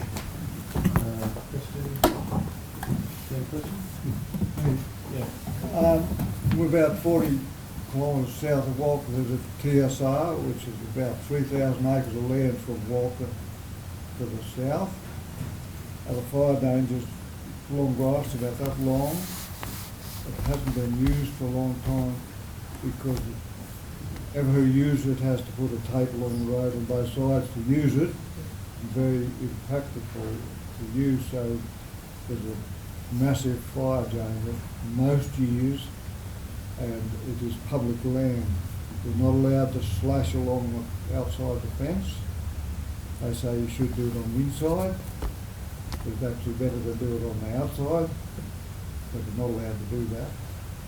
So I've been working pretty closely with James Crossell from LLS, and some conversations I've had with him. If you are interested in slashing the outside of your boundary, I'm more than happy to facilitate that conversation, and we can try and make that happen.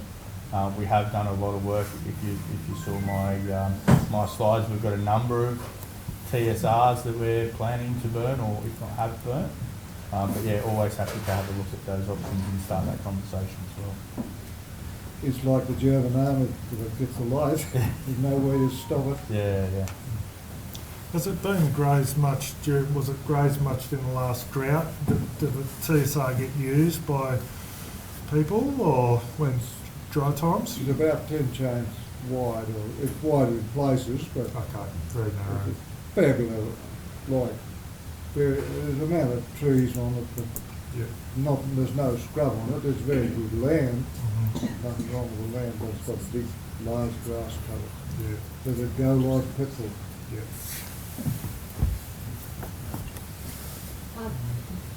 I hope you don't mind a naive question from the blow-in.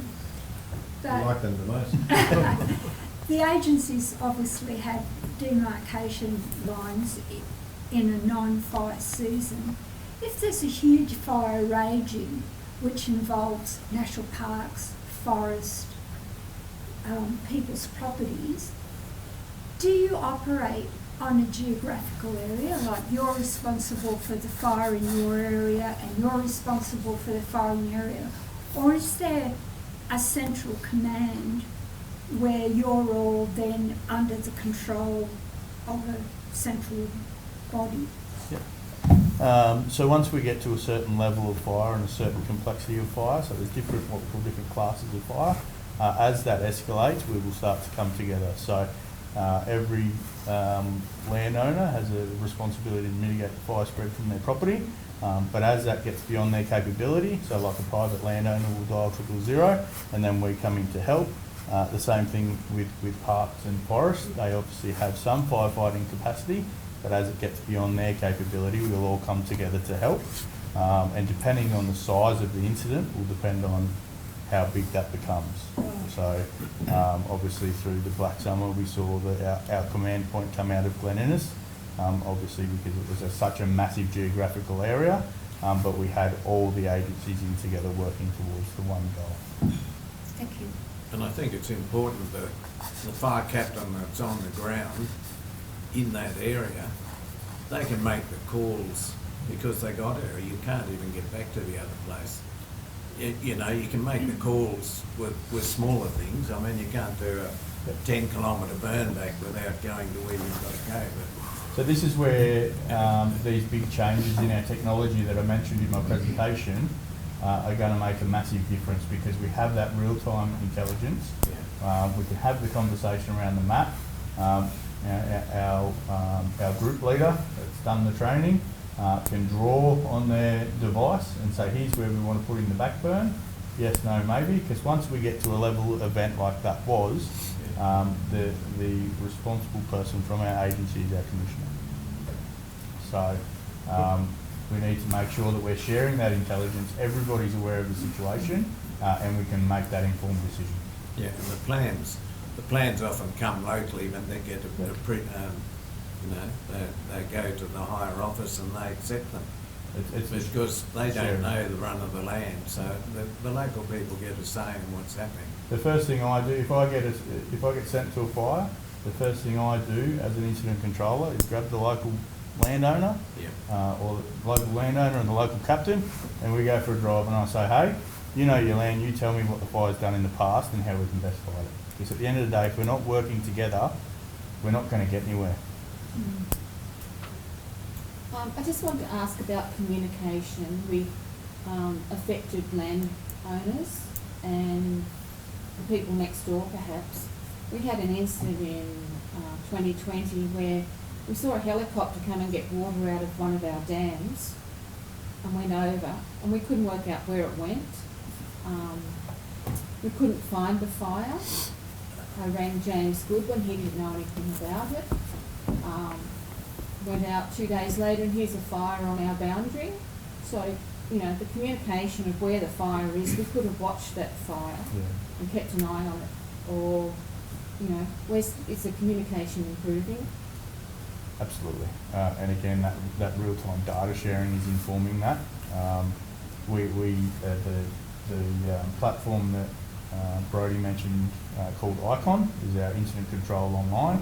So that's what we use to brief multiple levels of our agency as well as multiple partners.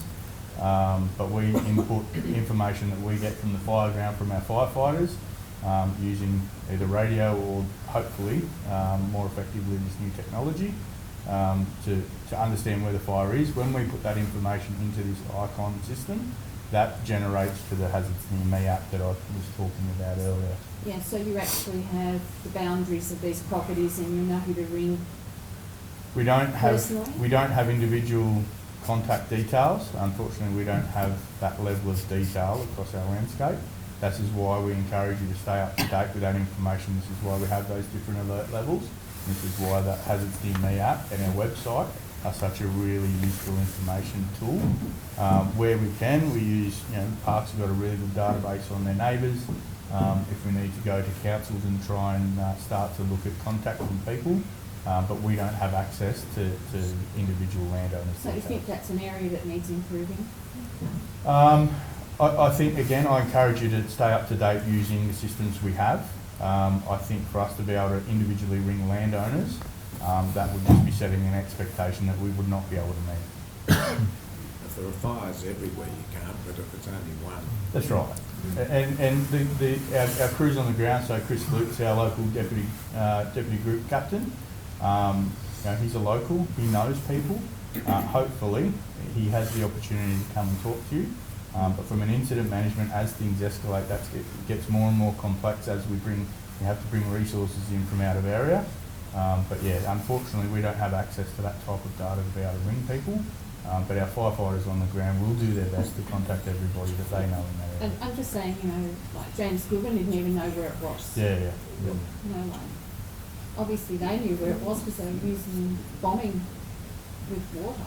Yeah, unfortunately, I don't know the incident, so I can't really speak to the situation. Oh, yeah. But it's a very complex and constantly moving challenges. So, but we are trying to do better in that communication space. I'll just add a little, like, I think the point that I've been making with my team lately has been that we've got, the last memory that we've got of fire is the worst it can really be, really. And we keep flashing our memory back to that. And I made a point of pointing out an average fire season, and during an average fire season, those sorts of things don't happen. And we've seen, you know, Rob makes a point about backburning, and you know there was a real reluctance to initiate or introduce more fire during that season, because every time it happened, it meant much bigger fire the wrong way. So the IC, the incident controller, was very hesitant, and it made things more complicated. There was a lot of fire, so there was a lot of scrambling to try to get things done, and things broke down to some extent. But during normal fire seasons, we've taken very strong leadership from the field. We've got very strong communication lines with our neighbours and affected communities. We need to remember that this fire season and the ones coming aren't going to be another black summer. They'll be more of an average season, and we'll be back to average management of that season. So, which, if we can get past black summer and remember what it was like before, it'll be more of that.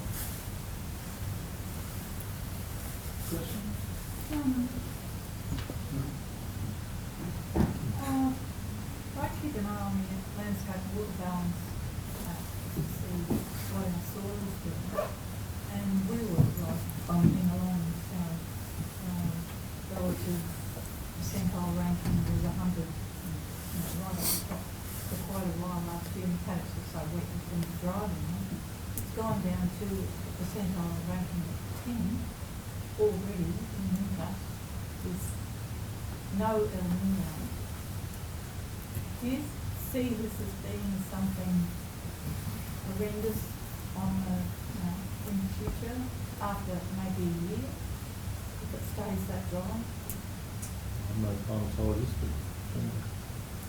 but... So I think Aaron's slide pointed out the sort of subsoil moisture of where we sit at the moment in comparison to that, to the black summer season. So I think at the moment we're sitting in a pretty good spot as far as subsoil moisture. I have seen fires that, like Aaron says, in memory you go, oh no, but I have seen fires that I thought were going to go a lot worse than they did, get brought under control, and I contribute that to the subsoil moisture that we're currently holding. But that plays a really big part in the way and how effective our methods are, the intensity of fire and that type of stuff. So I think if it does continue to drop, yes, we could see worsening fires. And that will, obviously, it's on a sliding scale depending on the other conditions that contribute to that as well. I think also the other thing that I go back to, I might actually invite Peter to talk briefly, but is water storage. And again, if we cast our memory back, Guy ran out of water.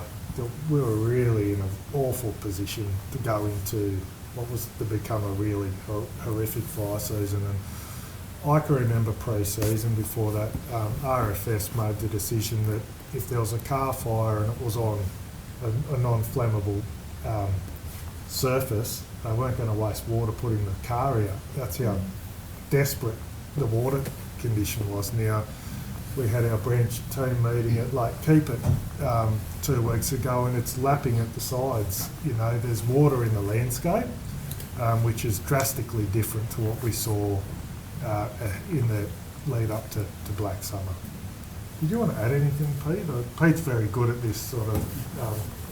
Well, I suppose just the one thing that sort of is at the back of everyone's mind is risk. And you've got as you said, as it gets drier and drier, your risk goes up. The fuels have rebounded from the fire in like wheat field germination in places where it comes up very densely, so your risk goes up. And so what happens typically is after I suppose a big fire event, the risk's very low for a while, and then after 3 years, 4 years, 5 years it builds, and it's up high, then it begins to decrease in time. And we're in that sort of phase now where the risk is rising. It will accelerate, that risk will rise even more if we get really, really dry conditions, because the fuel has already kind of elevated it. And what we're trying to do is put pressure on the spring and keep it down. And that's why the fire trial work, the hazard reduction burn, etc., the preparedness is all trying to push that risk back down. But undoubtedly, we can't deny it. We're in a period for the next 5 years probably of elevated risk, and we're trying to catch up and push that spring back down as low as we can, economically or financially can get it down, and resource-wise get it down. So that's really collectively what our plan's about. If Mother Nature contributes some rain, that's going to hopefully reduce the rate that risk rises for how long it stays elevated for. But then we've got the other factors, as we've been talking about, that we're trying to do to get it down. We look at really big fires, they often occur after 2 or 3 years of successive dryings. So we might have to wrap things up. Just one quick one. I mean, talking about the fuel and the moisture, I mean, well, as far as I know, one of the big drivers of a really bad fire, you get 4 or 5 days humidity goes down to 10% or something. You can go up to a stringy bark tree, a green one, and light the bark, it'll burn. I mean, that's just, you can predict the fuel, but if you get 4 or 5 days of that humidity going right down, that's where things get really nasty. Same with winds, you get consecutive days of dry, warm, dry westerly winds. That's going to contribute to how quick your grass fields dry out. They can react within a matter of hours. Yeah, humidity goes down and things can turn around just like that. All right, so we're over time, so we'll wrap it up.